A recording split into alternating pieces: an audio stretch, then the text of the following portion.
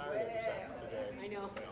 Well, in case you guys have been exposed, I want to keep my distance. That's right. You've been screening. Social distancing. Is that the 6 feet?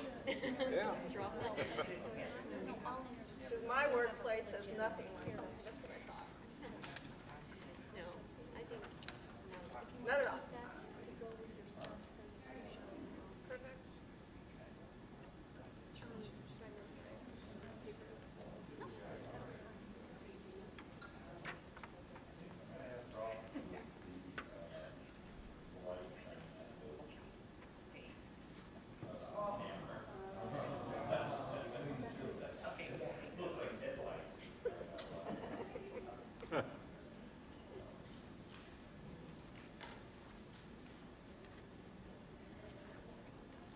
Yes.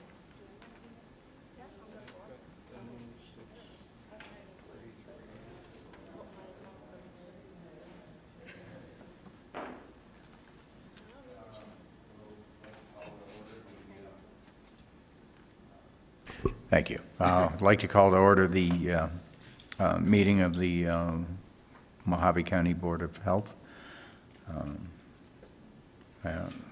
We'll stand for the Pledge of Allegiance.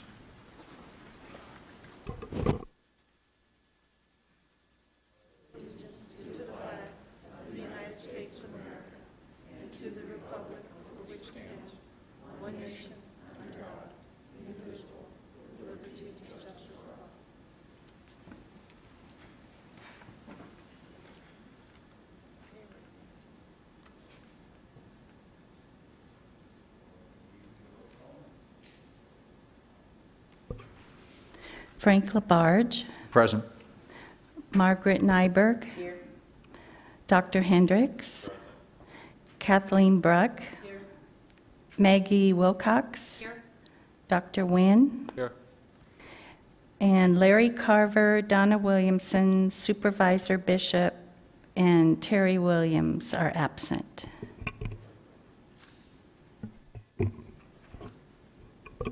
So we have 5 members. We have a quorum, so we'll start.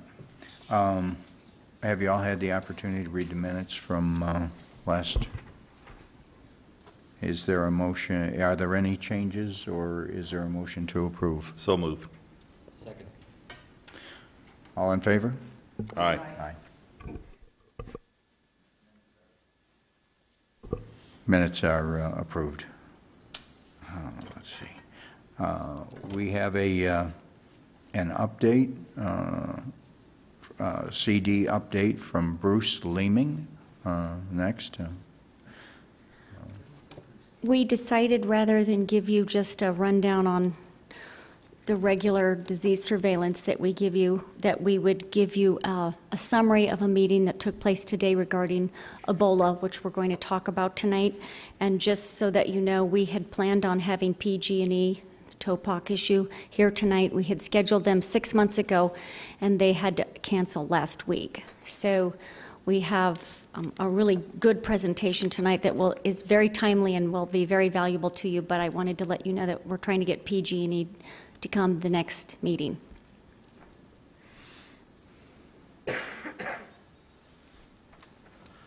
Good evening. I'm Bruce Leeming, the Program Coordinator for Emergency Preparedness and Response. And I'm just going to give you a brief update on our meeting today. Following the events of Ebola coming into the United States for the first time last week, our emergency response team, command team convened, and we decided that we should bring together all of our emergency response partners here in the county, bring everybody up to date, make sure we're all on the same page. And so that's what we did today. We brought in our 4 local hospitals, 3 of our fire departments, 3 of our law enforcement agencies, 1 of our tribal partners, County Emergency Management, Bullhead City Airport Authority, 1 of the local home cares.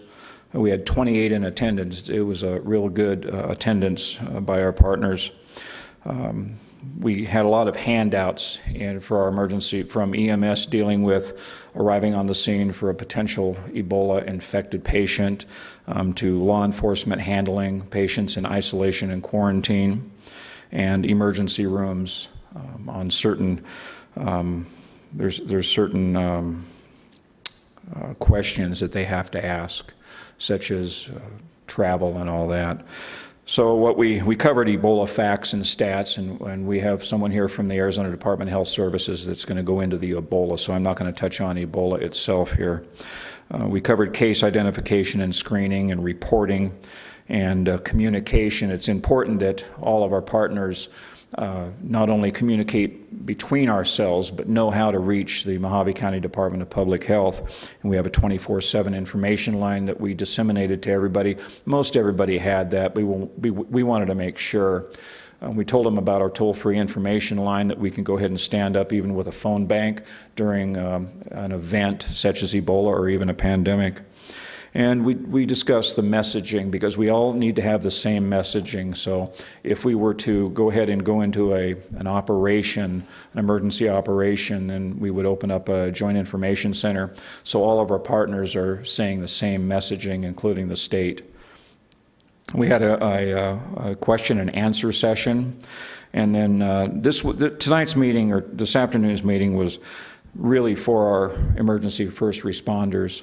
And so our future meetings, this was just a kickoff on the Ebola situation, and we're looking at bringing in urgent care, medical transports, air transports, ambulance services, and schools in the near future. That's really all I have. If you have any questions, I'll entertain those. Thank you. Thank you.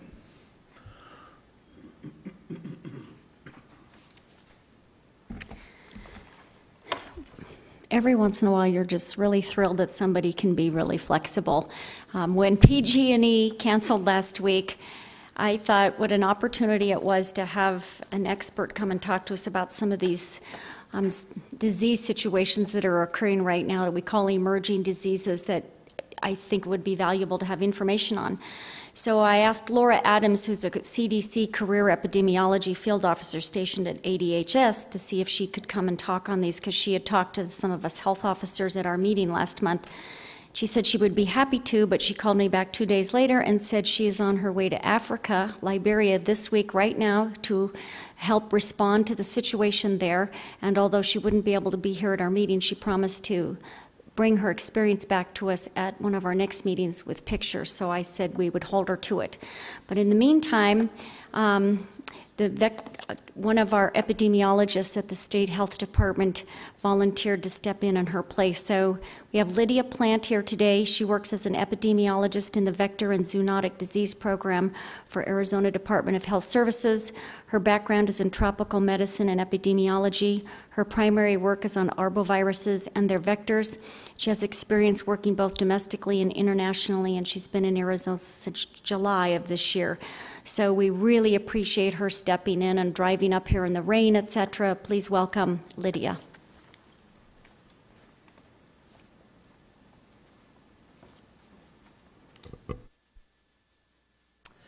Good evening.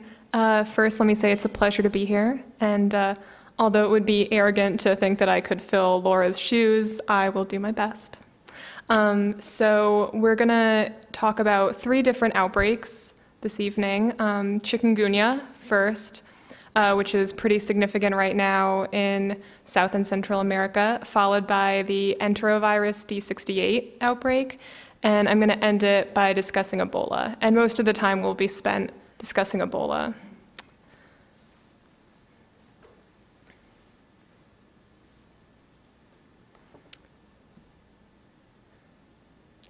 So chikungunya virus, it is in the alphavirus genus and the Togaviridae family.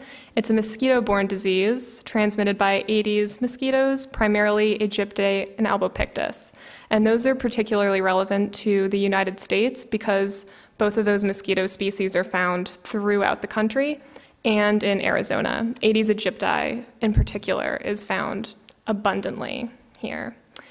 There's no animal reservoir that is significant in the Americas for chikungunya virus, which makes it a little bit of a different virus than what we're used to in Arizona.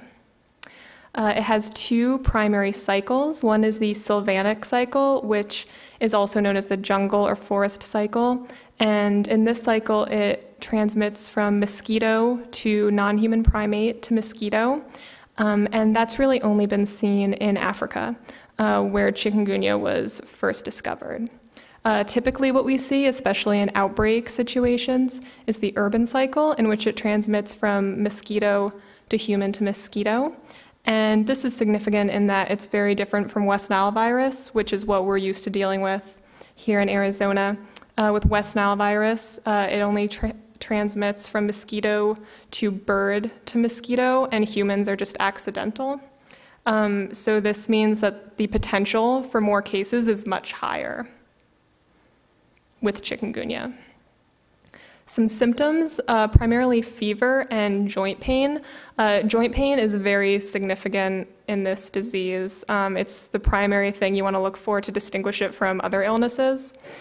Even dengue, which is also associated with joint pain, chikungunya typically has much more significant arthritis. Other symptoms include headache, muscle pain, joint swelling, which can also be severe, as you see in the photo next to the text, and also rash can be apparent. It's almost never fatal, and when it is, it's usually among people who have comorbid conditions or otherwise immunocompromised. But the morbidity can be extremely severe and handicapping and can last for months following illness. So it can be quite significant. The incubation period, it ends up being 4 to 7 days, usually closer to the 7-day mark. And 80% of those exposed to the virus will develop disease, which again is also much different than what we're used to seeing here in Arizona with West Nile virus, in which only about 20% of people who catch the virus actually get disease. There's no specific treatment. Supportive therapy can be helpful, especially for specific symptoms such as joint pain or swelling can be treated with analgesics. And there are vaccines under development which show good promise so far. The best prevention for chikungunya by far is vector control. So for this disease, having a close relationship between public health, environmental health, and vector control is paramount. Especially teaching the public on how to control for mosquitoes on their own property. The Aedes mosquitoes are interesting in that they really like being right next to people's houses and basically be in the worst spots possible. So control by individuals is very important. Dumping all standing water, any standing water that can't be dumped, such as ponds, should be treated. Using AC or screens and always applying insect repellent are really important messages for the public. So this is a map of everywhere that chikungunya has been locally transmitted. It used to just be in the Eastern Hemisphere, pretty common in Africa, India, and Southeast Asia. But as of December 2013, the first locally acquired case in the Eastern Hemisphere was found in St. Martin, which is a small island off the coast of Puerto Rico. And since then, it has expanded rapidly. It's now found in multiple countries, Colombia, Venezuela, Costa Rica, Panama, Haiti, the Dominican Republic, and this is all since December of last year. So you can see that having that Aedes vector present makes a big difference. And in the United States, almost every state has had travel-associated cases, so cases that came back from the outbreak going on in the Central and South America region, and then Florida has had locally acquired cases. And overall, in the outbreak, there's been over 750,000 cases reported. So pretty significant outbreak. And again, this is out through the Caribbean, Central America, and South America, and small parts of North America. And the CDC and other experts are predicting a continued spread into the Western Hemisphere. And that's especially significant because most people are not immune, so it has quite the potential for spread. There's been 1,200 imported cases just in this year, and to give you some kind of a comparison, the average for the past 7 years was only 28 cases a year. So skyrocketing. And there's been 11 locally acquired cases in Florida. So it has established itself in Florida already. And in addition, there was a positive mosquito found in the Houston area. It tested positive for chikungunya virus on a standard 80s surveillance testing, which shows that local transmission in the Houston area can occur. In Arizona, we've had 13 imported cases, so cases are coming here as we would expect with such a significant outbreak in an area that's so often traveled to from North America. And there's probably more that we're still waiting for results. There has been a huge backup at the CDC, but luckily, this is pretty great, the state public health lab now has the capacity to test for chikungunya in humans and mosquitoes. So turnaround time is significantly decreasing, and we'll have a better idea in the future of the actual case burden. And as I mentioned earlier, Aedes aegypti, the primary vector, is present throughout Arizona. The extent, however, is unknown. It's very different than other vectors in that it's extremely domesticated, like I mentioned, and that it requires a lot of work with the public, whereas other mosquito species aren't necessarily so close to people's homes, and government agencies can do more on their own to intervene, but not so in this. And they also prefer a different kind of trap. It's much more effective. The BG trap is what it's called, as opposed to these West Nile vectors, which prefer a totally different trap. And that's the only trap really that's used in Arizona because it's really the only disease we've been looking for in the past. And this is a map of locations where Aedes aegypti have been found. And this is data that was collected when Aedes aegypti were kind of incidentally found in traps that had been used to look for West Nile virus. So this is probably just a fraction of what's really out there because it was using a suboptimal trap to look for these types of mosquitoes. But as we can see, they're definitely established in the major metro areas like Phoenix and Tucson. And this also shows Aedes aegypti are highly elevation dependent, and this darkest gray area is an elevation in which they often flourish. And then the next shade of gray is an area where they have been found, but not very often, kind of sporadically. And in the lightest area, that's where an elevation is so high they couldn't really live. And this is data based on a study in Mexico, this elevation data. So the takeaway message about chikungunya: totally new disease for the area, low mortality but very high morbidity, so it is pretty significant. And it does have potential to become established in Arizona because there have been imported cases, which we know are already happening, and locally acquired cases might be inevitable. There's some debate about that because some people think it'll follow trends similar to dengue virus, where there has been a few cases like around, but nothing very established. So it's important to confront proactively. And counties and the state both have roles in this proactive confronting of it because chikungunya is not the same as West Nile virus, as I've mentioned. There are a number of differences, and the primary role right now, especially for the counties, is public messaging, especially about how to take care of Aedes aegypti mosquitoes for individuals and property and personal protection, and working with vector control, environmental health for surveillance capacity and possible testing. And of course, control efforts. And the state is developing a statewide plan and guidelines, sort of a response handbook to outline the best way to proactively confront this threat. and of course to provide support to counties when asked. And the handbook will be available within the next few months. And at this time, I'll take some questions if there are any about chikungunya, and then we'll move on to the next topic. Yes? What exactly, I probably missed it, but what are the specific, besides joint pain, are the specific morbidities involved with this disease? The biggest one is definitely joint pain, really severe arthritis. How long does that last? Typically, it only lasts for a few weeks, but it can last for like months after the disease has been resolved in all their ways. So the kind of like lingering the morbidity can be quite serious. Other than that, it's fairly non-specific. Fever, headache, muscle pain.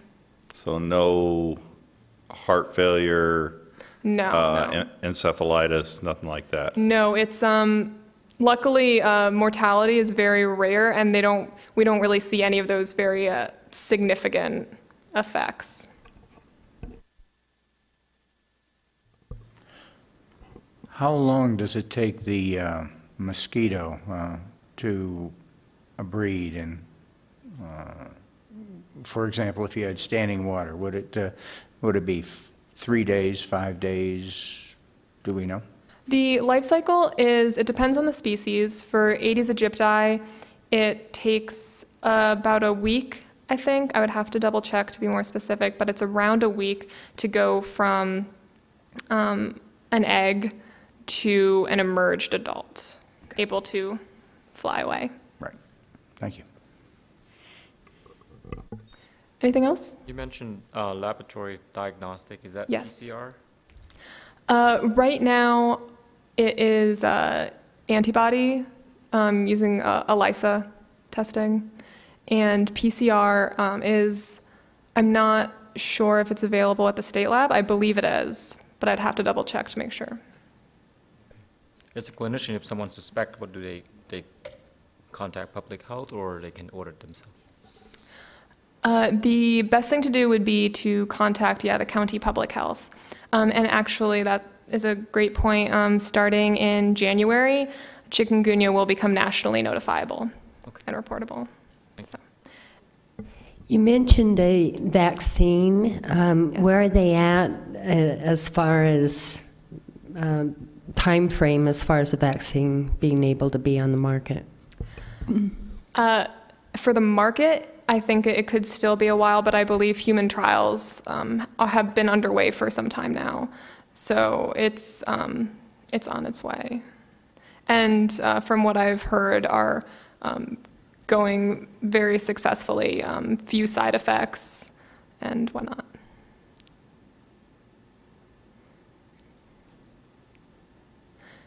Anything else? Okay, great.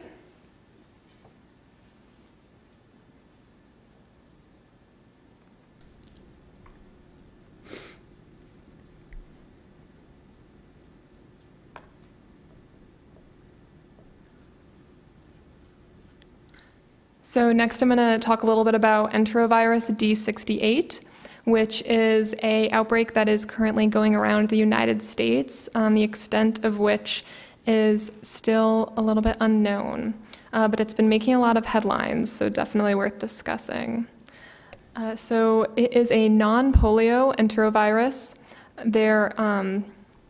So polio is a type of enterovirus, but there's lots of others. Polio is just the most famous. There's more than 100 types, and in general, enteroviruses are very common in the United States, and almost anyone can get infected. You might not get sick at all or have only mild illness, or occasionally more severe illness can occur.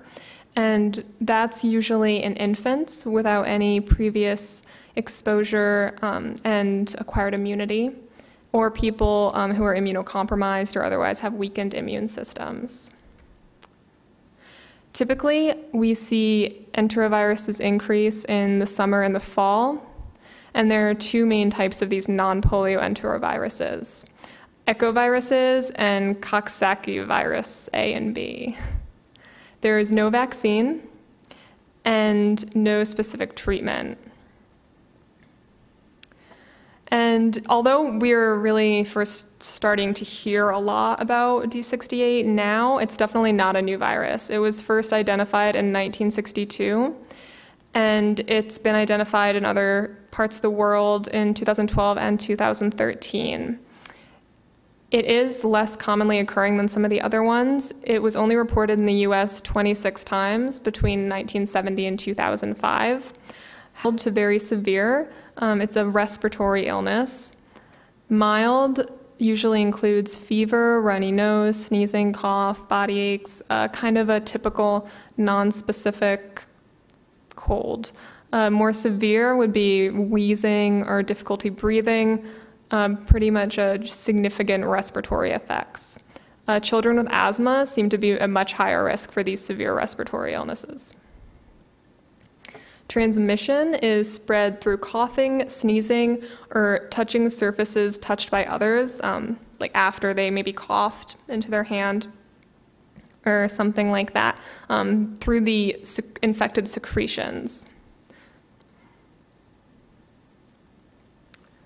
There's no specific antiviral treatment. For mild symptoms, they can be relieved by over-the-counter medications.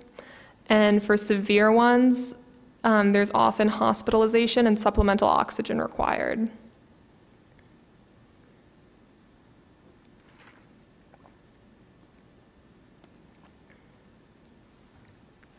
For general testing, that can usually be completed in hospital or commercial laboratories, but again, that's just for general enteroviruses. That doesn't give us the specific type.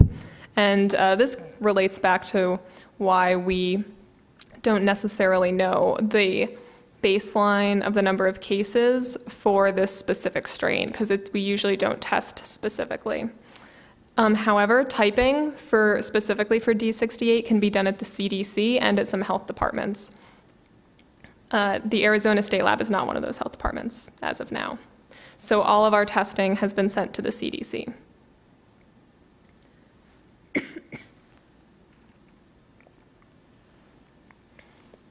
This outbreak was first identified from clusters of respiratory illnesses in Illinois and Missouri.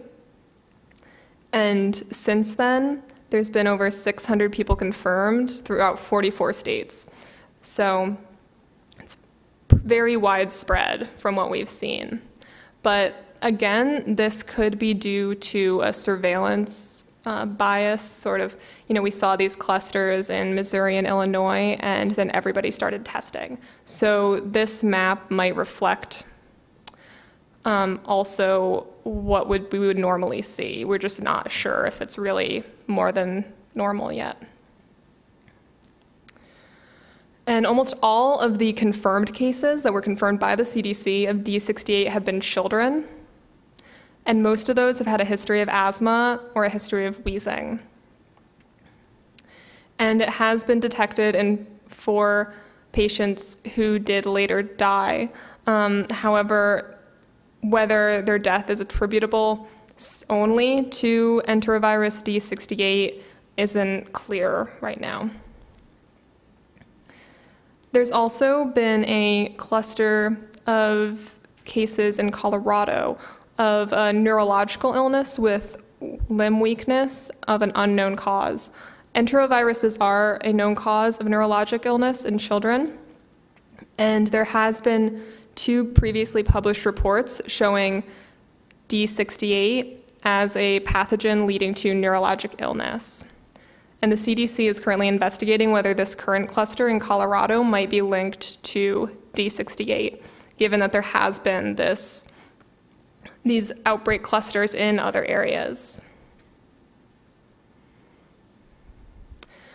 There's 9 children involved, ages 1 to 18, and they were hospitalized with a sudden onset of neurologic illness. All of them had a fever and had respiratory symptoms about a week before onset of muscle weakness. All 9 tested negative for all viruses in their cerebrospinal fluid, and this tested for both enteroviruses and West Nile virus. And 8 out of these 9 that were tested for enteroviruses, they were tested for both the polio and non-polio types. 6 out of 8 were positive. 4 out of the 6 were positive for D68, and the other 2 were positive for illness, even if the patient doesn't have a fever. And any suspected severe respiratory illnesses that could be related to D68 should be reported to the health departments so that this monitoring can continue, so we can get a better idea of the extent of the possible outbreak.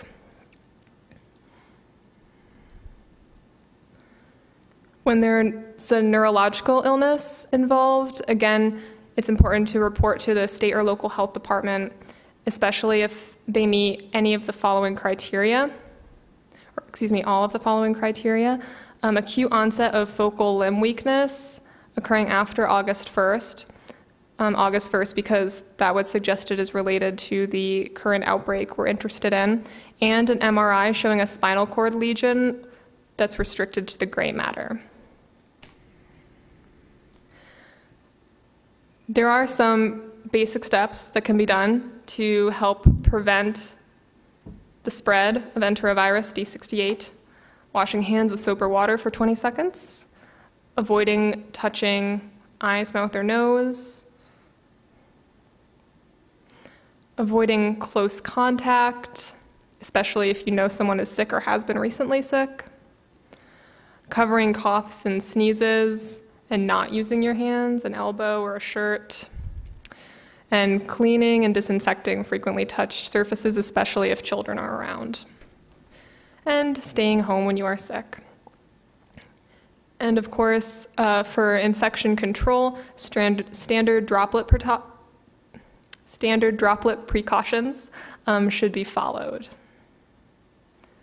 And for more resources on enterovirus D68, the CDC has a number of resources, and I've also brought along some additional fact sheets, as well as the card for one of the epidemiologists at the state who is currently handling all the enterovirus D68 cases and questions, because I didn't get to spend quite as much time on this topic as I will be spending on the other topics.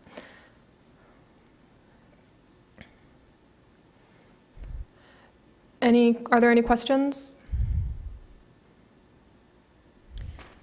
I have one question. The children that have the polio-like illness, what's the prognosis? I mean, is it like polio that they'll have long-term issues, or do they know?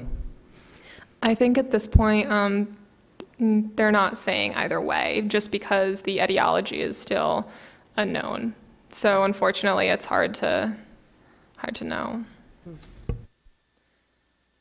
But there's also more information coming out every day. So perhaps since this morning, there's more known about that.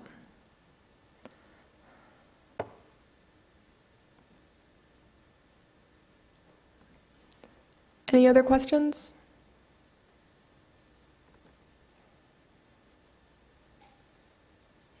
I guess I do have one question. I'm curious as to, these children are all in one area. Have they evaluated why they're seeing this outbreak in this one area? Any questions about it? I mean, they have looked to see if there's any common exposure.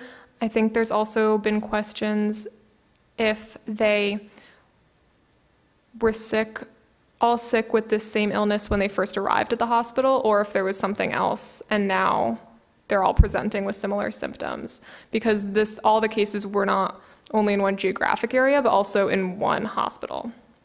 So that is being investigated. I do not know what the results have found yet on that, though.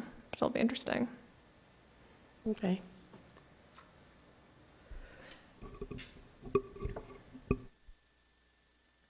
Well, if there aren't any other questions on that topic, I'm going to move on to Ebola.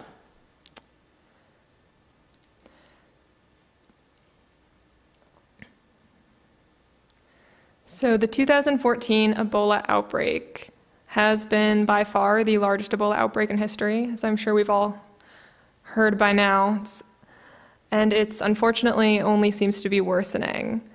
And the map here is a map from the World Health Organization. The gray circles show number of cases that have occurred, and the red show ones that have occurred in the last 21 days. And as we can see, there's still a significant number of cases occurring, particularly throughout Liberia and Sierra Leone. So far, there have been just under 7,500 suspected and confirmed cases of Ebola, and just over 3,000 deaths have been reported.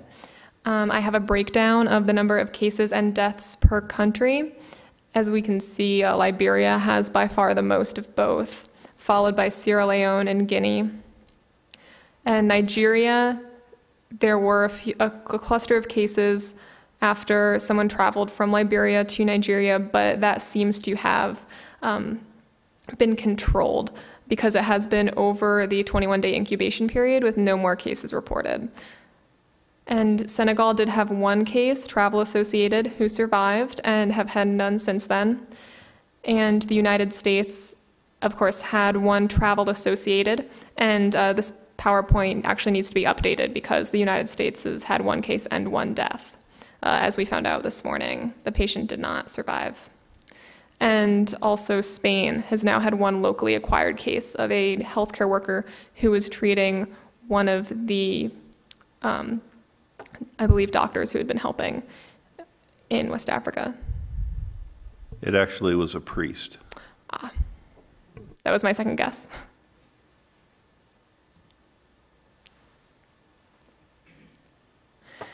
So there's a number of factors that make this outbreak in West Africa that have led it to be so significant and so difficult to control.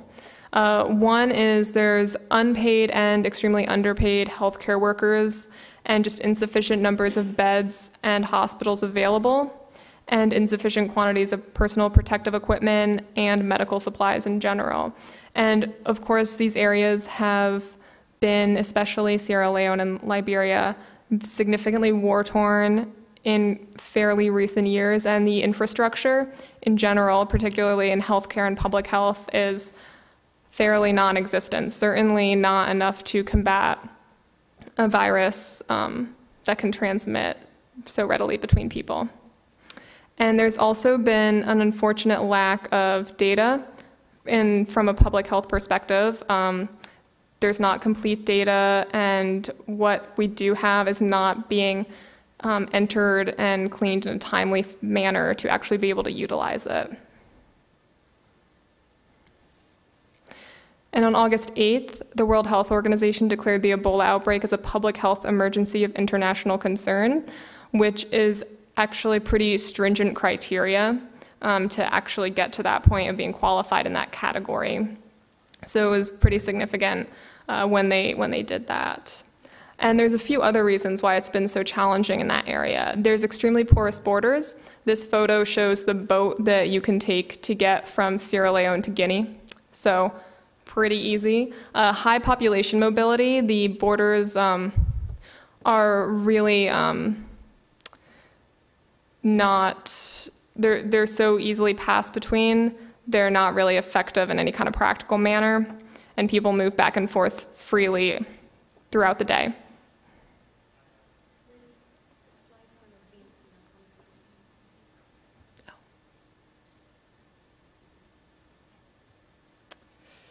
Education, particularly for the public in these areas, which leads to a lot of fear and superstitions, a lot of stigma for those that have been sick, and a distrust of outsiders. For example, earlier in the outbreak, when Doctors Without Borders was going in, there was rumors that they were spreading the disease intentionally, rumors that the disease has been made up to get aid money from outside countries by the governments in these countries. So there's a lot of rumors and theories going around. And again, because there has been so much civil unrest and war in these areas, there's a lot of mistrust internally as well. There's been three main goals in the outbreak response. One, of course, is patient care. And a second, stopping human-to-human transmission and halting the outbreak. and of course, community education and outreach as well. A lot of the human-to-human transmission is because of a lack of information and acceptance about how to protect oneself from catching the virus. So education is really key. And in the United States, there have been no cases infected while in the United States that we know of so far. There was the one case diagnosed in the US who flew here from Liberia to Dallas. And of course, there have been aid workers who have returned to the US for treatment. And a little bit more background on the disease itself. It's a family of zoonotic RNA viruses in the Filoviridae family. It was first discovered in 1976, and actually there were 2 spontaneous outbreaks that occurred together, one in the Democratic Republic of Congo and one in South Sudan. And this map shows a list of past outbreaks of Ebola virus, and I think this map nicely illustrates how much more significant this outbreak is. As we can see, the highest number of cases in previous outbreaks, the highest was 318. So much smaller than today's figure. Ebola is a rare disease. There's only been a few outbreaks, as just shown on the map, and it's caused by the infection of one of the Ebola virus species. There's 5 species, 4 of which infect humans, and a 5th that only infects non-human primates. And it's found in several African countries, and it's likely animal-borne, probably with a bat as a zoonotic reservoir. So the virus most likely circulates within the bat population. Interestingly, bats are one of the few species that actually live in colonies of over 1 million individuals. And therefore, there's a lot of disease transmission between individuals. So they can readily keep viruses sustained in their species. And then the bats infect non-Ebola virus. And then once in the human population, transmission occurs through direct contact, through broken skin or a mucous membrane contacting infected bodily fluids. And these bodily fluids can be urine, feces, saliva, vomit, semen, and most often blood. And also through contaminated objects.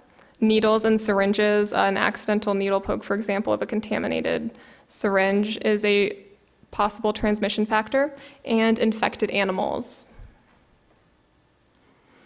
And this is kind of a cool little graph that shows what types of bodily fluids are viremic when.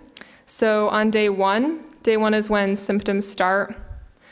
We see that there's a number of different bodily fluids that can transmit, potentially, Ebola virus.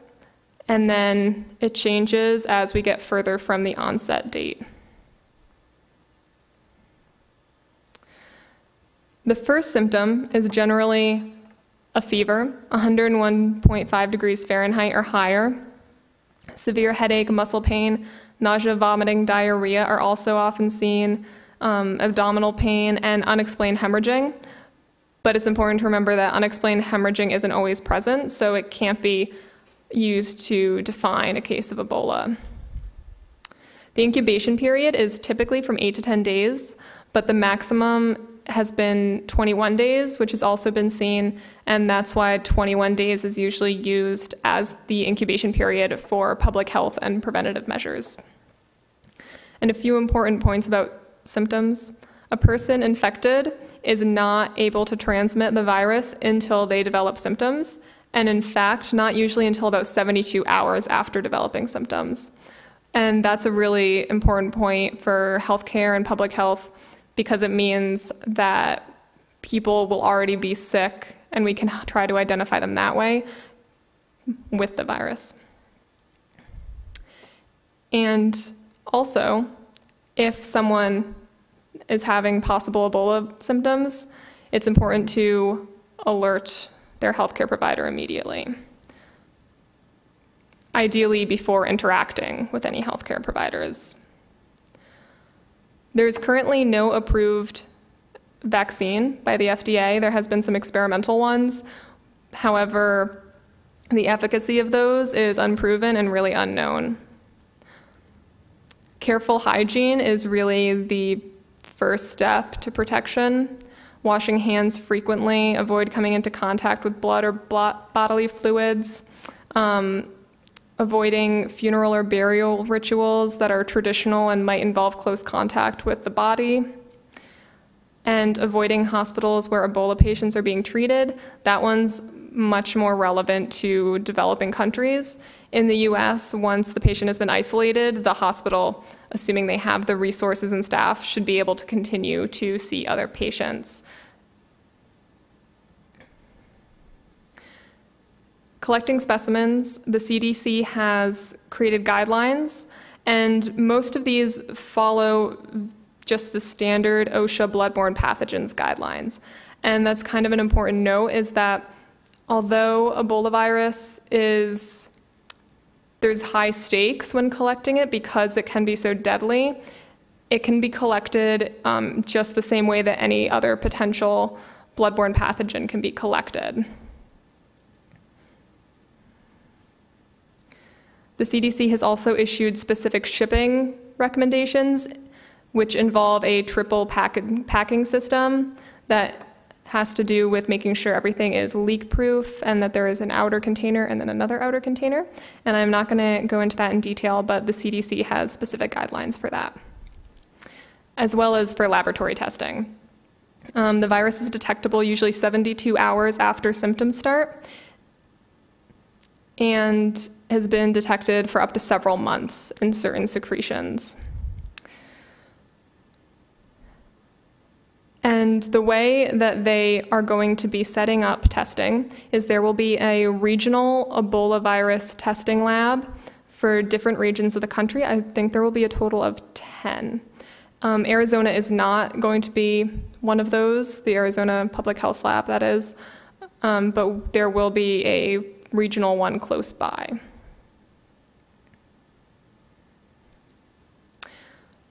Again, there is no treatment. Unfortunately, symptoms can be given supportive therapy as they appear, such as IV fluids for rehydration and electrolyte balance, oxygen and blood pressure maintenance. Years, unfortunately, there is no lifelong immunity. For the case definition, a person under investigation is the first definition, and that is someone with a fever of over 101.5 degrees Fahrenheit, and some of the additional symptoms, and again, those are nausea, vomiting, diarrhea are some of the more common ones, also abdominal pain and unexplained hemorrhage. And epidemiological risk factors within the past 21 days. And that usually includes travel history and what they were doing within that travel history. A probable case would be someone who was under investigation and had either a low-risk exposure or high-risk exposure. A high-risk exposure would be someone who was in prolonged close contact with someone who was known to have Ebola virus or likely to have Ebola virus, for example, a healthcare provider or a friend or family member. In a lot of African countries where there's not as great a healthcare infrastructure, friends and family will actually go into the hospitals and help the healthcare providers being in close, prolonged contact with anyone who was symptomatic. And again, being near someone who is symptomatic is what really matters. Asymptomatic before symptom onset won't transmit the disease. And a confirmed case is anyone with a laboratory diagnosis. And as I just mentioned, the greatest risk is with healthcare providers and friends and family who are assisting taking care of the patient. And anyone who came into contact with potentially infected wildlife or bushmeat. And again, that is usually seen pre-outbreak. That's usually what initiates something. And for healthcare workers, as they are the most at risk, there are a lot of guidelines and recommendations for healthcare workers. Always wear personal protective equipment, gowns, gloves, eye protection, face mask, anything that is standard procedure for bloodborne pathogens or potential droplets. And of course, practicing proper infection control and sanitation measures in the healthcare environment, and avoiding direct contact with any bodies that potentially died from Ebola virus. And of course, if there is potential contact, it's important to notify healthcare providers immediately. And this is a photo of 2 people working with Doctors Without Borders. And the gentleman on the left is checking the other person's face mask to make sure there is no exposure risk at all. That's a very common area to accidentally leave a slight exposure. And this is also a photo with Doctors Without Borders of someone removing their gear. There's a very specific sequence of putting protective gear on and off that needs to be followed to minimize potential contamination. And I'm not going to go into these in detail, but there are guidelines and graphics that show the specific sequence and details of how to do that sequence. And this is really important for healthcare providers to be aware of before potentially interacting with anyone who might have been exposed to Ebola, because there are so many just nitpicky details that can lead to greatly minimizing risk.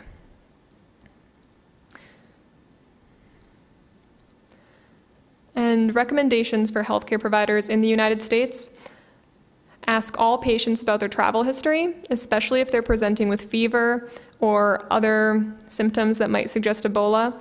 It's a good habit to get into to always ask travel history. Knowing the signs of symptoms of Ebola are also pivotal for all healthcare workers, especially those in emergency departments or urgent care where someone will first be seen. And if someone has both a travel history or exposure history and symptoms, immediate isolation and infection control.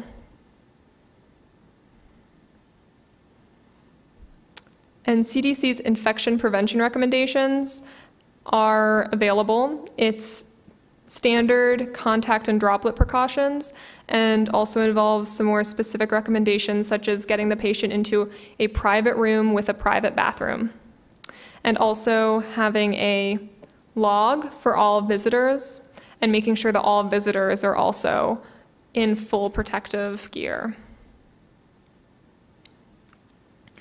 Again, early recognition is key, followed by patient placement, restricting visitors, and protecting healthcare providers. For environmental infection control, daily disinfection of hard surfaces is paramount, and non-enveloped virus disinfectants are necessary. And of course, anyone involved in environmental infection control should also have the full personal protective gear on: gloves, gown, eye protection, face mask, and anything else that might be considered relevant for the particular environment. And cleaning cloths, linens, privacy curtains always should be disposable, and avoid using anything porous or that would be reused, especially pillows and mattresses. Mattresses can have the plastic bed covering, which is disposable. And sanitary sewers can be used for the safe disposal of patient waste. So there is not a very specific waste procedure. Just sanitary sewers is sufficient. And of course, dedicate medical equipment to that patient. It should not go between patients. And also any non-disposable equipment, which will have to be cleaned and disinfected following use with the patient, and limiting the use of needles and any procedure that could lead to aerosolization is also important.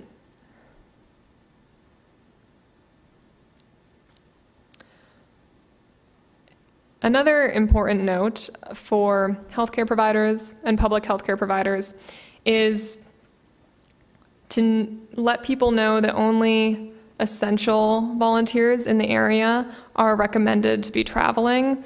That would be anybody with an organization that is working over there, or with an essential skill, such as a healthcare worker, public health, logistics specialist, something like that. There's a lot of skills that are being utilized in this outbreak, but it's important that people don't go on their own, because that can put them at more risk. And for people who are going, it's important to remind people of hygiene control and not to touch any blood or bodily fluids.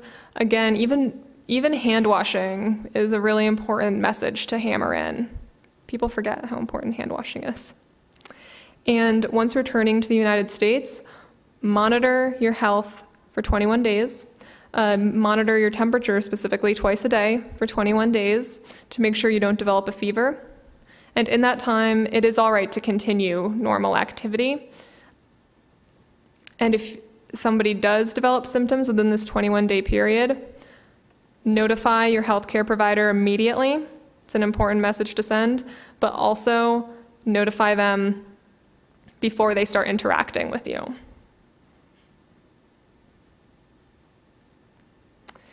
And what can Arizona do in the Ebola outbreak? So maintaining surveillance is the most important. For anyone fitting a possible Ebola disease description or that might have possible exposures, it's also important for healthcare providers to know the differential diagnosis. Malaria is endemic in all of the areas that are currently experiencing the outbreak. So malaria is a common mistaken diagnosis. Typhoid fever also has similar symptoms, so that should be noted as well. Educating the public on the risk is extremely important right now, because there is a lot of misinformation being disseminated, and it's public health and healthcare's duty to correct some of this misinformation so that people know what they can do to mitigate their risk and how great the risk really is. And of course, educating hospitals and healthcare workers on standard procedures and how to identify Ebola patients. And if there is a suspect case, contact local health department and the state health department immediately. And there is an evaluation algorithm that can kind of help guide us through whether somebody is a suspected Ebola patient. This is particularly useful for direct healthcare providers who might be the first ones to interact with a patient, and also for public health. A fever of over 101.5 is the important first thing to notice, and then any other symptoms. Travel to an exposed area and the time period for that travel. And these would all lead us to suspect a potential Ebola case. And on this algorithm, you can take it through to see any other scenario about whether it could be a suspected case or not a suspected case, or possibly a confirmed case. Develop that somebody has high enough amount of virus in them to be able to pass it on to someone else. And that's a pretty important point, because it's very unusual to see that. Yeah, it's counterintuitive. Contagious like 4 to 6 days before, and usually. Yeah, and it's lucky that it's not till after. It Right. gives people time to isolate. What's the normal cause of death in people that are infected with this? I haven't actually heard specifics. Typically shock or organ failure. And it can be a variety of different specific causes within those categories, but it's typically related to shock or organ failure is what's seen. But sometimes it's hard to know if it's in the field. They might not have a specific cause. The reason I'm asking is I believe one of the times that I've heard the director of the CDC speak, he stated that if you have Ebola and you're in the United States and you have access to a hospital with good ICU type treatment for the supportive care, that you have an extremely good. Unfortunately, yeah, that's true. I think if there were to be enough cases, hopefully there won't be, but we would see a significantly lower case fatality rate than we do in Africa. There still would, of course, be fatality, but with the supportive care available, it's fair to expect it to be much less. A lot of patients in West Africa right now are not receiving any supportive care at all. The hospitals in some areas, not all of them, of course, but patients are kind of just left there because unfortunately there's not staff or resources to properly provide any of that. So despite, unfortunately, this patient proving otherwise, a lower percentage would be expected. I heard about this man passed away this morning, so I didn't have a lot of chance to look at it, but his death was pretty sudden. He was doing pretty well. He was in ICU, and the way they're treating him, in general, there are evidence of hemorrhage usually. For the other case, they actually transfuse and use the experimental drugs. In his case, he was doing pretty well from the news that as much as I could get, and he pretty much passed away pretty fast. They didn't even transfuse any blood or any medication. So maybe more over the next couple of days, we might hear a little bit more. And patient in ICU, they septic and a lot of other calls can cause it too. And he was pretty strong before this, and it was quite unexpected. It's been a short time, so more we will see why that is the case. My other question is about the therapy. Do you have any literature or information about a regimen? Is that an antibody that they're giving or a serum? Right now, not on a wide scale. I know that's been suggested, and I think that has started to be initiated. I'm not sure the extent to which it's been initiated, however. Right now, still mostly it's just supportive care, and they're still kind of developing ideas of what's available to see what else might be done. And as far as the patient from this morning, all I know in addition to what you already mentioned is that he had pretty severe kidney failure, and once that was seen, it seemed pretty certain that they were not going to be able to bring him back. So, I guess my question also would be hemorrhage. A lot of them are exhibiting signs of hemorrhage. So how are they controlling that? There can be a pretty big variety as to hemorrhaging. Sometimes it can be significant, in which case, the same way any bloodborne pathogen would be controlled for by isolating the patient and then protecting the healthcare providers. And again, though, sometimes hemorrhaging will either be internal, so it won't be visible, or might not be present to a large extent at all. Does that answer your question? Kind of. I'm kind of curious, as I have a healthcare worker in my family, and right now there's a shortage of vitamin K, which is a coagulating factor. In general, they use blood products. Right. Okay, take a little time. But I'm wondering if that's contributing to our shortage right now. I'm not sure. It's an interesting question. I don't have an answer for. Yeah, that's what I was wondering.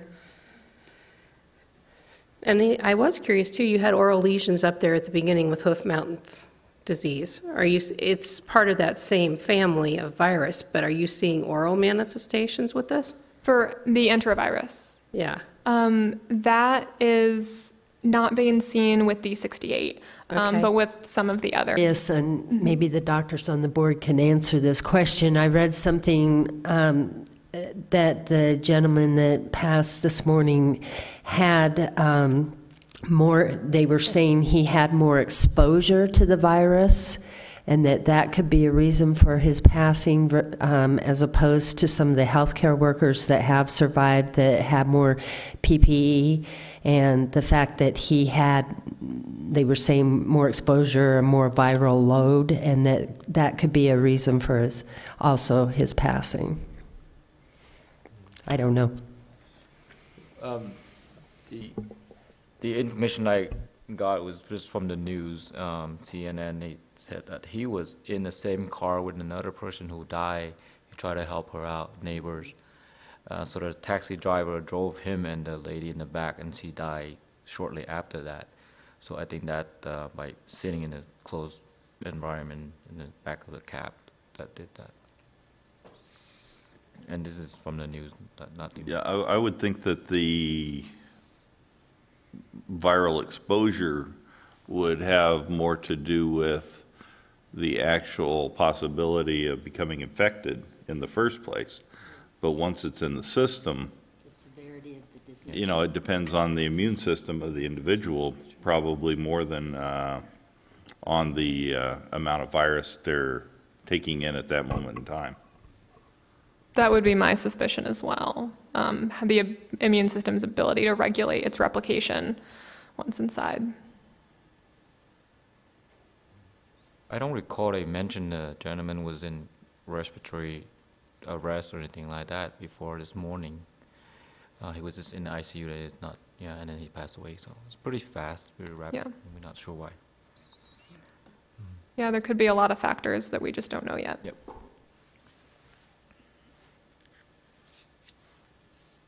Any other questions? All right, well, thank you so much for your time. I really enjoyed presenting these And thank you very for, interesting topics. thank you for braving the weather and coming down and giving us so much useful information. We appreciate it. My pleasure. And again, I have some more fact sheets on enterovirus because I didn't get to delve too deeply into that one because I knew there would be a lot of information for Ebola. And also my business card, if anyone has any questions later on, please feel free to contact me. And also a business card for Kristen Herrick, who is handling all of the enterovirus information for us. So thank you again. One quick question. Oh, yes. Personal question. Your area of expertise is in the first virus, correct? Yes. Okay. I don't know if there's any too many experts on the last one. Terry Williams emailed me this week and said she'd seen the agenda, and wouldn't it be appropriate if we had Sue Kearns from KRMC, who is the emergency preparedness coordinator at the hospital, present the hospital response plans for Ebola. So we thought it was a great idea, and we introduced Sue Kearns now.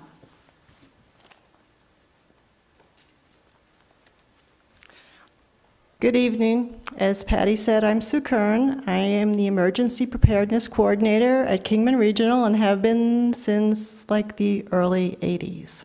So this isn't my first rodeo, and we've done this before with different types of emergencies, H1N1, SARS.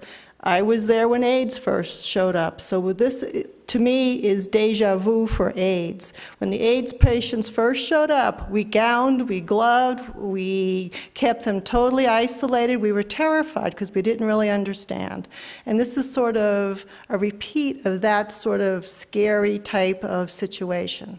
So, as Patty said, or Bruce said earlier, we met earlier in the day, all of the leadership on the front lines of patient care, the people that usually see the patients first, and discussed basically strategy. And we already, all 4 hospitals have already started asking, as you first come in, either in triage or in at Kingman, we actually have what they call first nurse. We see a lot of patients in our ER, so we have a little bit larger staff. And so when you walk in, the first thing we ask you now, other than your complaint, is have you traveled out of the country? And if you say yes, then we go on into have you been to Africa, and then go on to those details and assess you based on what your symptoms are. So we've already got that in place, and we've got it at least in triage in all of the 4 hospitals. So we're catching it early on, and we're documenting it so that it gets passed on to our physicians in the ED immediately. We have our pandemic plans in place. We practiced them the last time with H1N1, and we practiced them fairly vigorously. We have taken them all out and reviewed them. They're all similar. We're in communication frequently with each other and with county health. We have assessed our supplies of materials, masks and gowns and that type, par levels of those things that we need. We've identified one of the biggest issues is getting the word out to the community not to panic, because as flu season comes on, most people are not going to be able to differentiate that they have the flu, they've been intimate with the natives or something, then we would like to see you. Other than that, please, stay calm, get your flu shot, use some common sense, and we'll sort of go from there. In disaster medicine, you have to keep it simple and you have to be flexible. So right now, it's a big information campaign to our physicians, to our nurses, to our housekeeping staff, to how do you clean, what to look for, how do you progress with this. So right now we're doing the educational component.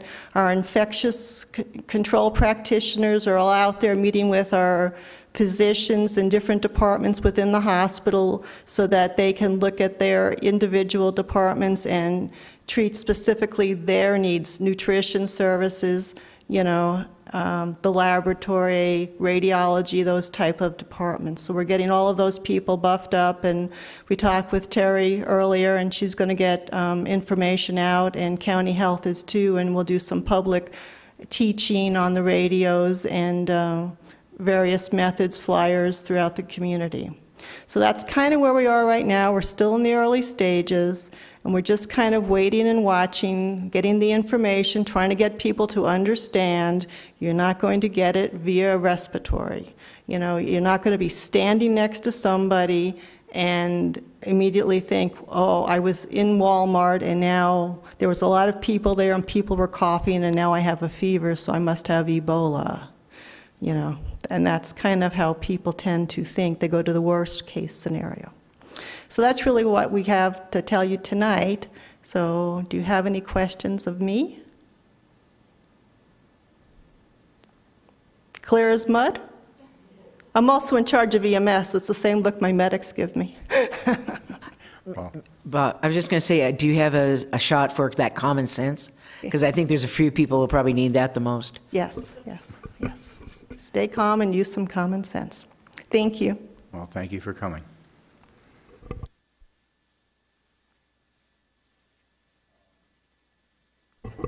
Next item on the agenda is call to the public. Is there anyone? No. That being done, I'll entertain a motion for adjournment. So. Second. Damn it. Yeah, we're used to doing that.